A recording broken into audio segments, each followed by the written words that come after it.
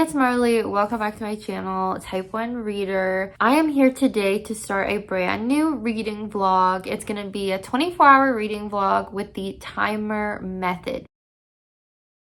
So if you don't know, there's kind of two different ways people will do 24-hour reading vlogs. One is where they read literally for 24 hours. So they started at, 7 a.m. one day and ended the next day at 7 a.m. There's also the timer method where you, on your phone, keep a timer for all of the actual hours and minutes that you read. So this will go over multiple days, multiple weeks until you reach actually 24 hours of reading. I've done both versions of this reading vlog. I did the timer method last year for the first time. Honestly, it didn't go as planned. It took me nearly the whole month to film because I didn't realize I was pretty much only reading 1 hour a day. So that obviously equals 24 days. But I wanted to try this again, but this time with a certain theme, and that was reading only thriller books. The reason I want to do this is number one, I want to prioritize reading more thriller books this year. So this is a great way to do that. But number two is I feel like when I read thrillers, I get a lot more sucked into them and I can literally just sit there and read for multiple hours at a time. So I'm wondering if it'll just be a quicker experience to do this challenge if I'm only reading thrillers and if it will not take me as long to complete. So that's what we're gonna do. And last time I did this, I think I completed about 6 books in 24 hours. So that's about 4 hours per book. So I'm interested to see if it's similar, if I'm consistent with thrillers, or if it's different, if I can get through more. The book we're going to be starting out with is going to be Glorious Rivals by Jennifer Lynn Barnes. I know this is not a traditional thriller book, but it is a young adult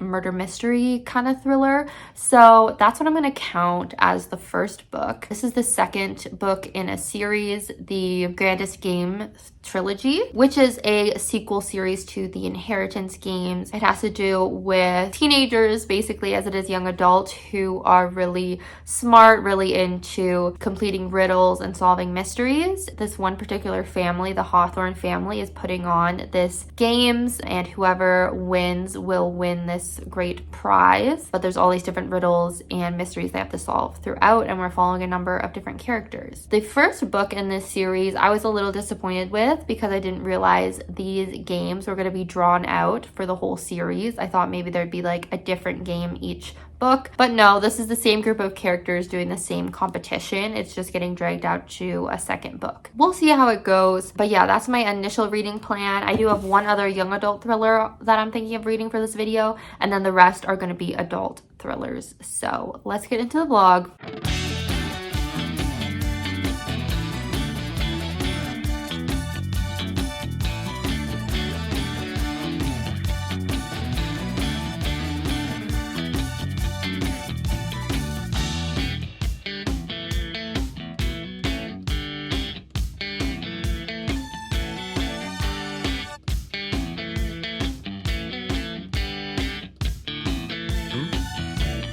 Hello people, I thought it was about time that I updated. It's been a few days that I've been reading, and honestly it's not been the most productive reading week for me. I have been sick, so we're gonna blame it on that. Also gonna blame it on Heated Rivalry. So there was one full day I did not read at all because I was binging Heated Rivalry the whole evening. I decided to wait and watch the show when it was all out, and I'm so glad I did. So I was able to binge it, and like everyone else, I loved it. In terms of reading though, I'm reading Glorious Rivals.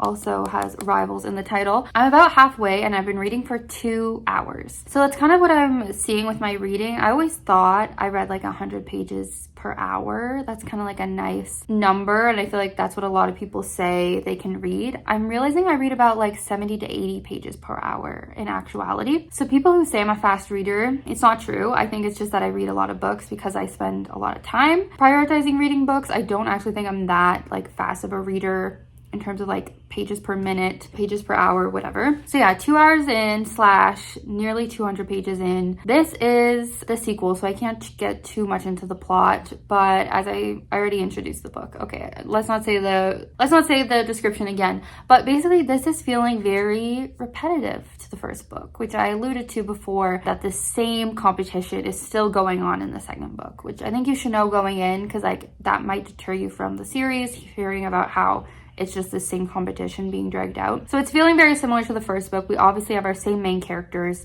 For the most part, they're interacting with the same characters they did in the first book. We kind of have some different pairings that have paired off and such. So that's the same. They're doing like the same kind of little riddles. And I'm not that like impressed by the different like riddles and games that they have to complete. And the writing can be very cheesy, and I don't know.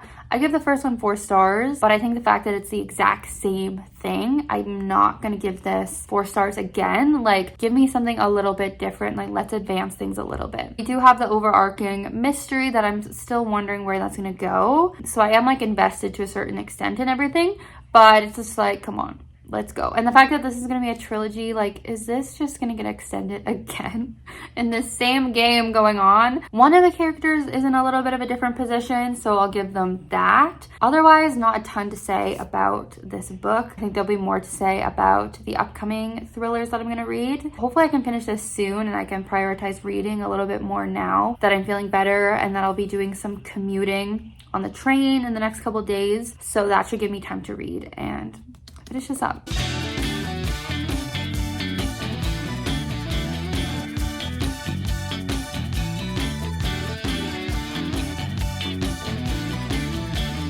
Hey vlog, checking in because I have a couple updates actually. Last night I forgot to film b-roll, but I did go watch People We Meet on Vacation movie with my friends, and honestly I felt like I really liked it and that it was a really good movie, other than them taking out the vasectomy storyline, which we were all really looking forward to seeing. Now of course I'm seeing more like reviews online and people pointing out the flaws in it and the issues, but I'm just gonna try to stay thinking positive, which was my initial reaction to the movie. I think the girl who plays Poppy was so good. I think her name's Emily. She's really funny, really like charming actress, also really beautiful, so I look forward to seeing her doing more for sure. Also want to say, I realized I'm like representing Team Hollander from Heated Rivalry, my Montreal sweater. That was an accident.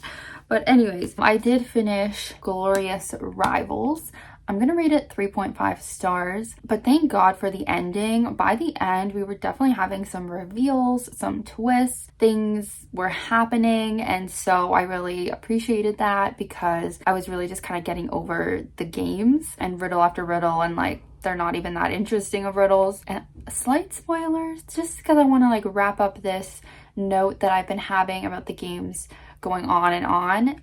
They did end in this book. The games did end. So I'm actually quite looking forward to the third book. I believe the final book in the trilogy, to see what's going to happen. We're no longer just in the games that we started in. We now have some other things going on, and I believe Avery will be more of a main focus potentially with how this left off. This whole series is really just for people who have read the initial Inheritance game series, because so much of this plot is like still rooted in the stuff that happened in the original trilogy. It's all just kind of building on top of everything, even though we're not having Avery's perspective in this series so far, or Jameson. They're still very heavily involved like in this plot. So I'm curious to see like if the point of view chapters are going to change in the third book or not. But yeah, let me know if you've read this book, what you thought, but I'm happy to be moving on now. Oh, and I'm at 5 hours of reading. So this book took me about 5 hours to read, kind of what you'd expect. I feel like 4 to 5 hours is typically what it takes me to read a book. And in terms of what day we're on, it basically took me the whole week to read this. So I'm not really pleased about that, but I don't have a ton going on this weekend. So I'm hoping maybe I could read at least like a whole book this weekend would be good, because I don't want this vlog to be going on so long. That was the whole point. I wanted this vlog to not take as long as the first time I did this timer method. 5 hours in, 1 book completed. Let's see what I pick up next.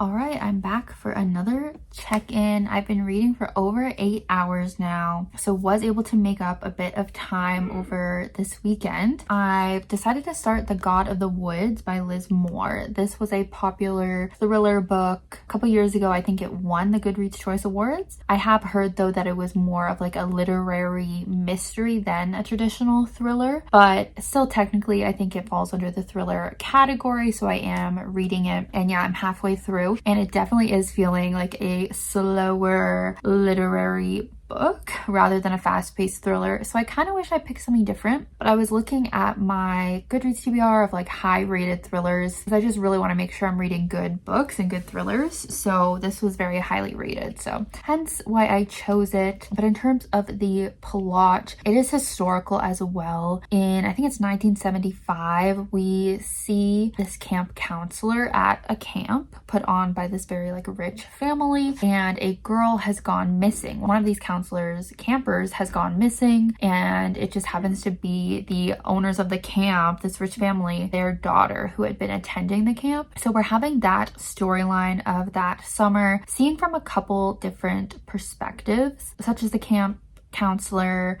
We have a detective point of view, and we also have the mother of the daughter that's missing. Then what's really tragic is that actually the son of these people had gone missing years before. So this woman had a son. He went missing at even a younger age. And so like I think it was back in 1960. So we're seeing flashbacks of that timeline as well. And again, we're seeing multiple perspectives in that timeline. So we have the mother again, Alice, that we're hearing from. This other man, I'm actually forgetting. Oh, we also see another camper in present timeline. Anyway, there's a lot of different timelines going on. I had my initial suspicions just going off instinct, reader's instinct of what I think happened to her. Well, if we're assuming she was like kidnapped and murdered, which is what you would think, I have like a suspect of who I think did it. So if I am correct and I had to kind of read through this really long, slow book, I will be a little disappointed. I guess it's a little similar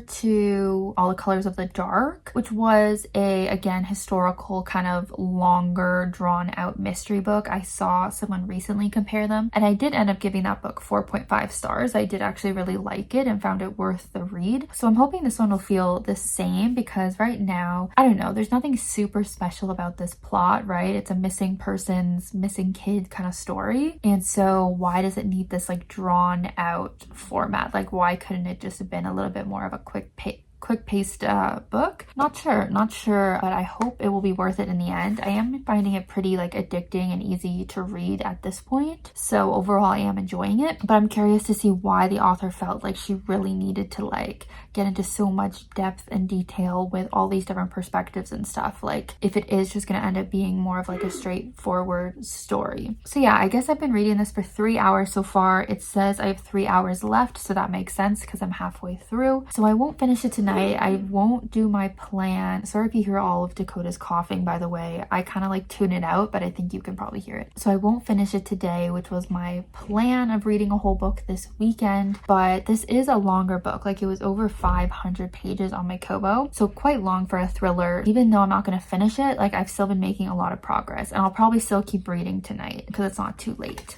So that is my check-in for now. We are going into week 2 of this video. Kind of embarrassing. I have not been reading very quickly so far this year, but hopefully that will turn around this week as I get back into routine. I'm no longer sick. I'll just be kind of feeling more myself. All right, that's all for now.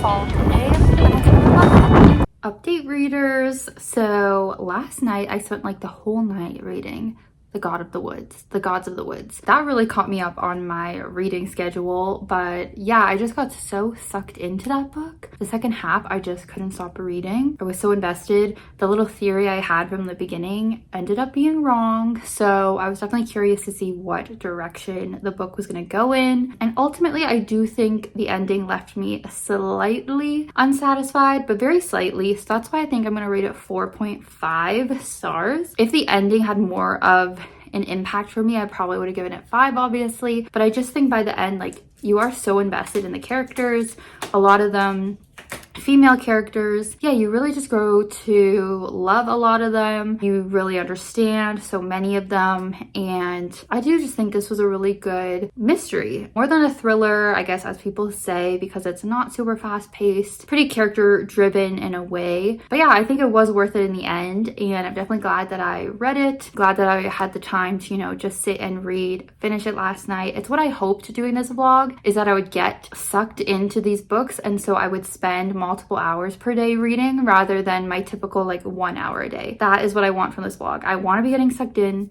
and reading for multiple hours. I did start into the next book this morning on the subway, The Baby Shower, but unfortunately I forgot to hit my timer for a little bit of the way when I was reading. So I just kind of guesstimated. I let the timer run for like 20 or 25 minutes because I think that's how long I had missed it. I'm being honest, the timer might be slightly off now by a few minutes, but I have gotten into the next one. I'm only 20% of the way through. I was reading on the subway home, and honestly, I was like, I kind of want to stop. And so I actually just like stopped reading for the last little bit of my commute and was just listening to music. So that tells you a little bit about the book. I'm still interested, but I'll wait and tell you more when I'm further in. Oh, and I ended at, I think it was like 11 hours by the end of The Gods of the Woods. So I think that took me about 6 hours to read. So definitely longer than the typical 4 to 5. But that makes sense because it was a bit of a longer book. But now we're at like 12 hours and something. So we are halfway through.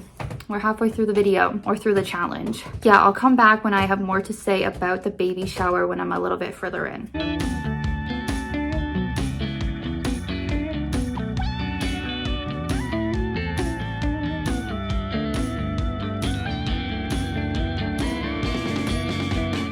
All right, I'm back. I'm halfway through The Baby Shower by S.E. Lynes. Pete, you have to scratch right when I start filming. Honestly, this is the most frustrating book I have ever read. I'm getting so pissed off reading this, so riled up. I'm actually so mad. I'm seriously considering DNFing this, which I never DNF, like genuinely, I never DNF.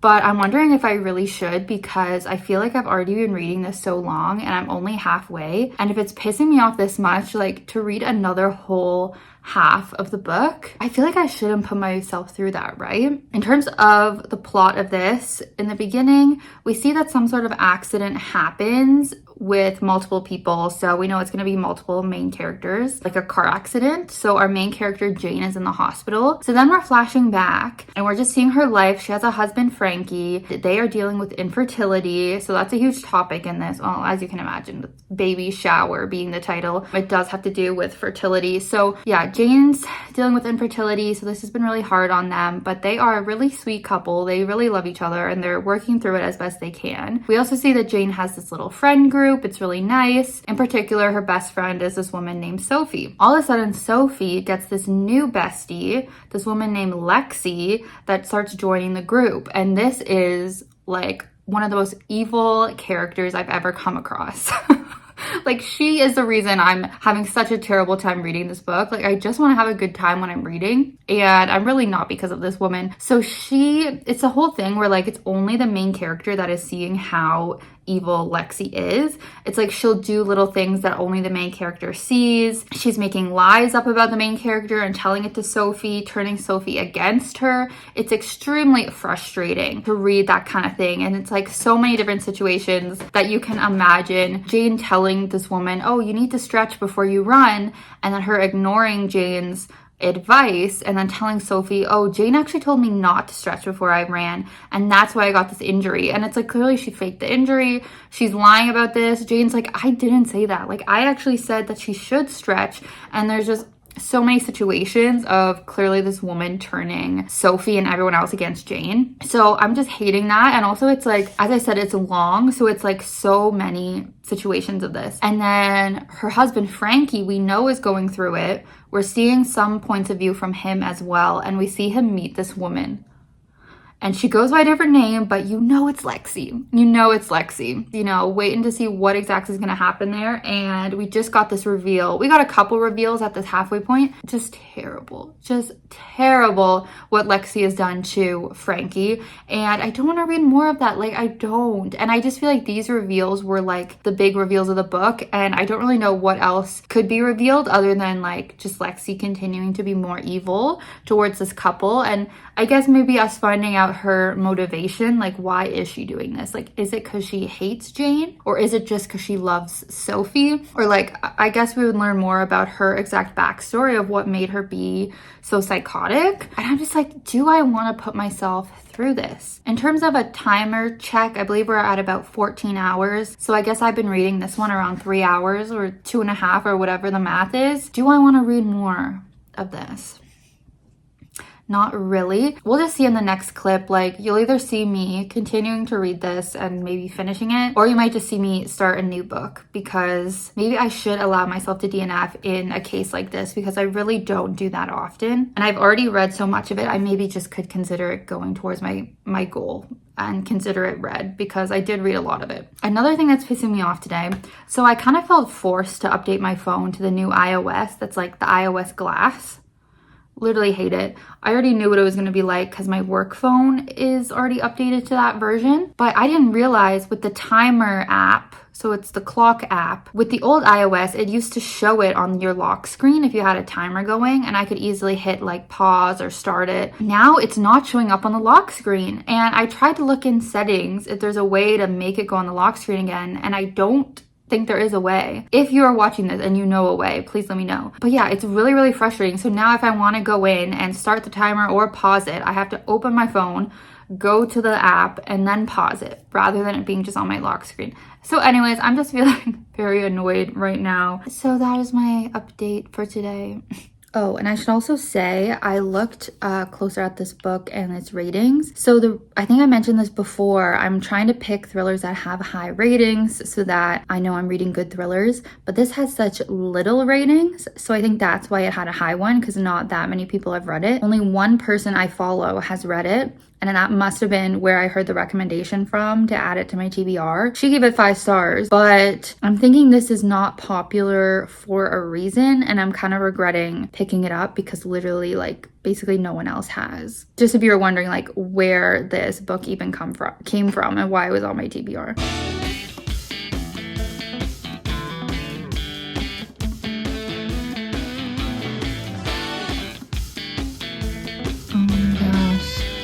It's so snowy. I don't know if you can see that. It's really terrible out there.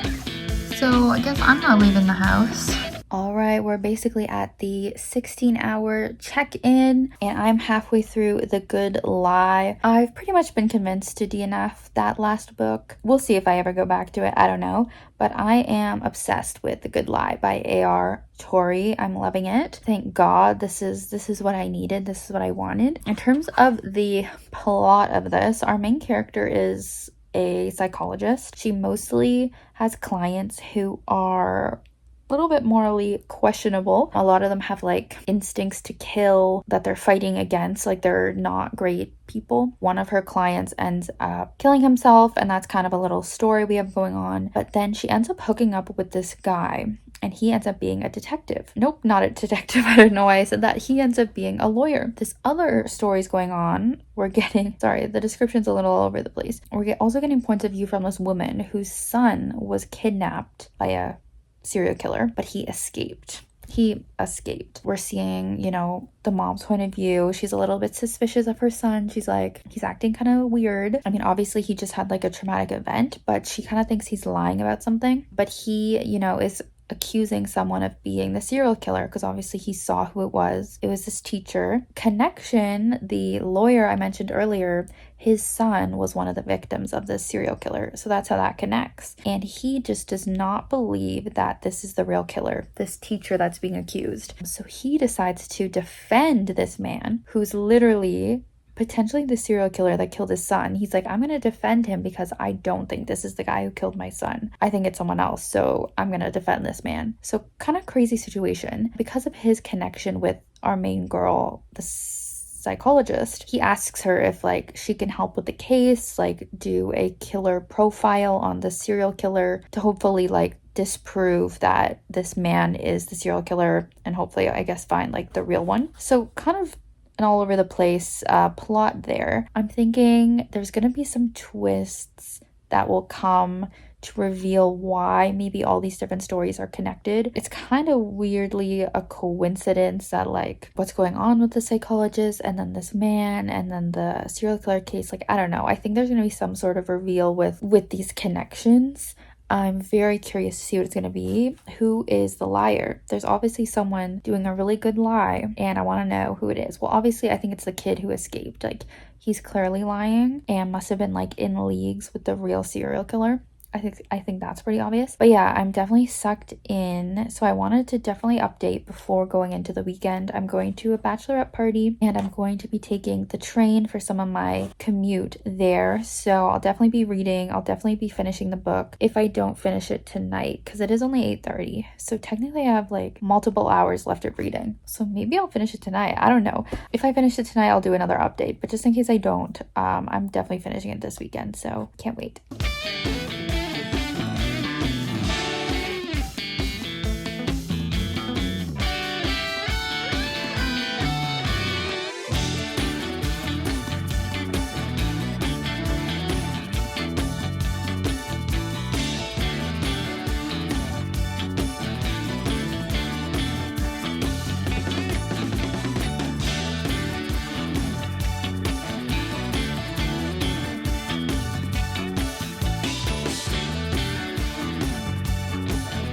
All right, we are officially 20 hours into this reading vlog, over 20 hours in. I have lots to update on because it's been a minute since I checked in. I did finish The Good Lie by A.R. Torre. I got absolutely addicted to reading the second half. I almost updated while I was in the midst of it because I was so addicted to reading it this one night. It was so sad when I had to like stop reading and force myself to go to bed. But then I did finish it while on my commute this weekend to Niagara Falls. I was leaning towards a 4-star, maybe 4.5 because of how addicted to reading it I was. But one of the main reveals in the book was something that I had definitely guessed. It had definitely crossed my mind. So I was like, I don't know if I can give it that full 5-star rating because I wasn't totally shocked. But then something came full circle I was not expecting. There was an element of the book that I kind of have a personal connection to, and something was referenced earlier in the book and I was like, oh, that doesn't really make sense. This is like maybe a bit of a plot hole, but I didn't expect the author to realize. But then it came full circle and it actually was like the very last reveal of the book. It came back around and like was not a plot hole. Like it totally made sense. And so I'm like, I'm giving it 5 stars. Like I enjoyed reading the book so much. It had that personal connection for me. So 5 stars. I love to see a 5-star so early in my year, and a 5-star thriller no less, which was my whole plan for this year. Is I wanted to read more 5 stars. I wanted to read more thrillers, and so just really happy with that. And now I know I can definitely check out more from this thriller author, and maybe they can be a new go-to thriller author for me. So that was really great. But then I actually felt like I was in a little bit of like a book hangover. But because I was on the road, as I said, I could only kind of deal with the books I had on my Kobo. And I was like, I don't really want to go back to the baby shower. So I had Vera Wong's Unsolicited Guide for Murderers on my Kobo because it's my book club book this month. My friends, this a cozy mystery book, so I'm like, it's not totally a thriller, but it's like in the realm of a thriller because it is like a murder mystery. It's about this old lady who runs a tea shop, and then one day a man is found dead in her tea shop. So she takes it upon herself to solve the murder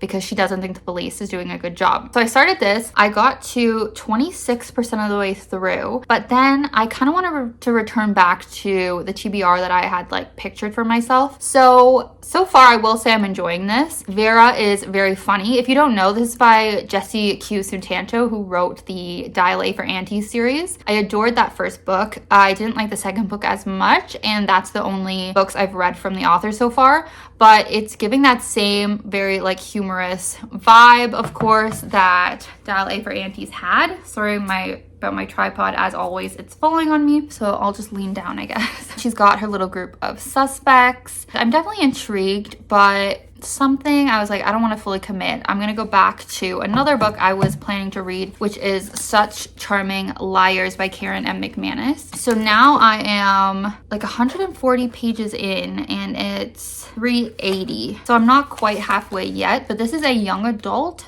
thriller, but again, it's not super thrillery. It's kind of more like a young adult murder mystery / thriller. But this was on my physical TBR, obviously, so I really do want to accomplish this read, get it off my TBR. So I thought this video was a good time to do it. Karen M. Mcmanus is the author of a lot of young adult thrillers, like the One of Us is Lying series. I've read all of her books. I feel like I'm kind of outgrowing her books, but this one I was kind of intrigued because it's a different setup than what her other books have been, which is have always been set in high school following a group of teenagers, and it's more just like similar plots every time. This one, we're not at a high school.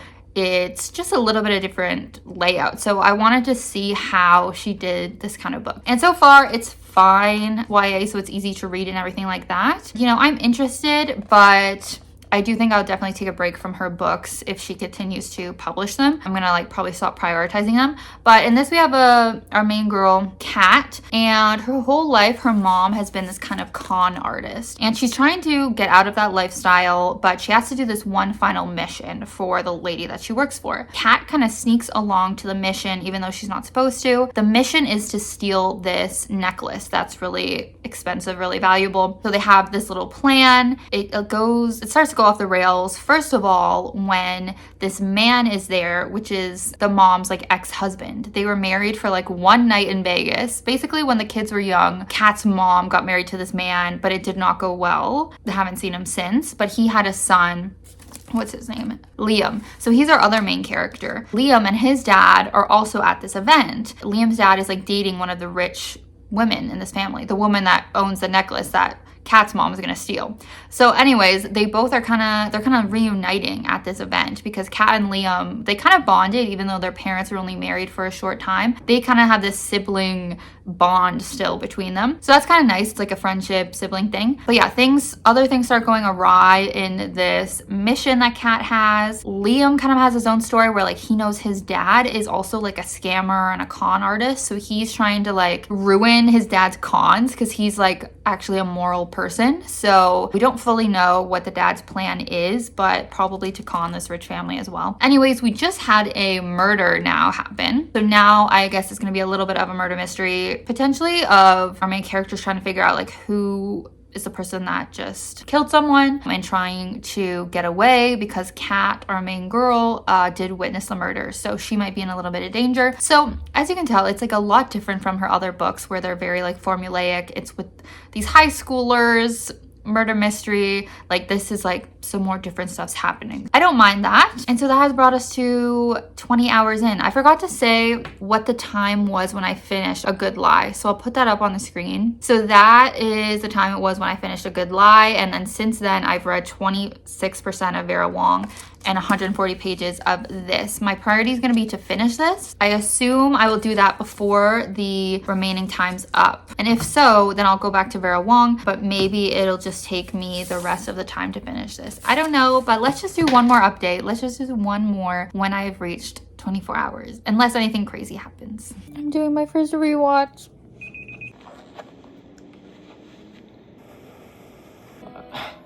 Wow. Nice status in Florida this year, right? Yes.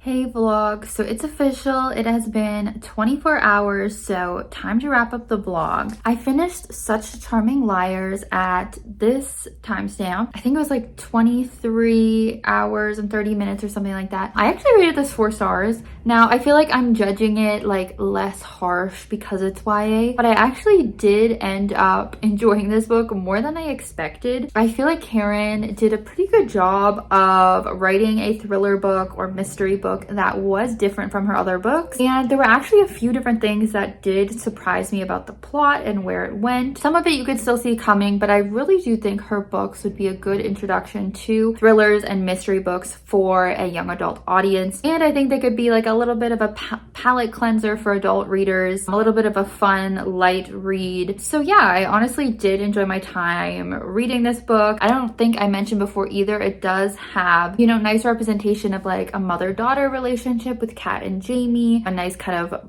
brother-sister relationship with the main 2 characters, and then Liam actually did have a love interest in the book. It was another boy, Augustus, so we have queer representation if you want that. Honestly, a pretty cute book, well, a little murdery and dramatic as well. Happy I read that one. And then for the last like half hour of the time, I went back to Vera Wong, and I'm about 40% of the way through this one. It's definitely not feeling very thrillery. This is more of a cozy mystery, and it is feeling very, very cozy. I did hear this in another review from another creator, but Vera basically gets this found family with the other main characters, and it's very cute actually. So I'm curious to see if it starts to feel more like a typical murder mystery in the second half of the book, but it's just feeling very, very cozy, very funny so far. Not very dark at all. So that means I finished 5 books within the 24 hours, which I do think is the same amount of books that I read in my previous 24-hour reading vlog where I did the timer method. I was hoping I would get through more thrillers than like regular books, but apparently that was not the case. If you don't remember, it was Glorious Rivals, The Gods of the Woods, The Good Lie, Such Charming Liars that I read the full books for, and then of course I read half of The Baby Shower and about half of Vera Wong, so that made up a full book there. So that is going to end the vlog today. As always, be sure to let me know your thoughts down below in a comment, and of course subscribe if you have not already to see more bookish videos from me. Hope you have a great rest of your day. Oh, maybe let me know the best thriller you read recently,